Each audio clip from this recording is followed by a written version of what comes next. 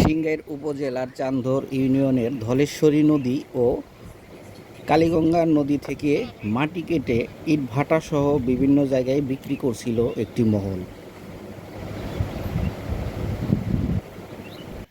এ নিয়ে বিভিন্ন সংবাদ মাধ্যমে সংবাদ প্রকাশিত হলে সিংগাইর উপজেলা প্রশাসন অভিযান পরিচালনা করে দুটি ভেকু এবং দুটি ট্রাক জব্দ করেন। সিংগাইর উপজেলায় প্রায় ১০০-র উপরে ইটভাটা রয়েছে। এসব ইটভাটায় কৃষি জমির মাটি কেটে আসলে ইটভাটায় দিচ্ছে একটি কুচক্রী মহল, যারা মাটি খেকো হিসেবে পরিচিত। এই মাটি খেকো মাটি ব্যবসায়ীরা শুধু চান্দহর ইউনিয়নে নয়, প্রায় প্রতি বলধরা ইউনিয়ন, বাইরা ইউনিয়ন সহ অনেক ইউনিয়নেই এভাবে ইটভাটায় মাটি কেটে মাটি বিক্রি করছে একটি মহল।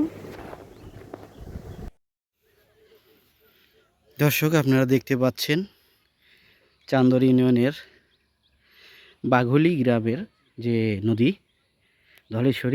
ধলেশ্বরী নদীর পালপাড়া মৌজা, এই পালপাড়া মৌজা থেকে মাটি কেটে পালপাড়া মৌজার যে নদী, সেই নদী থেকে মাটি কেটে এভাবেই ইটভাটায় দিচ্ছে একদল কুচক্রী মহল, মাটি খেকোরা। আপনারা দেখতে পাচ্ছেন এই যে ইটভাটা, এই ইটভাটাই এই মাটিগুলো দিয়েছে, নদীর মাটি।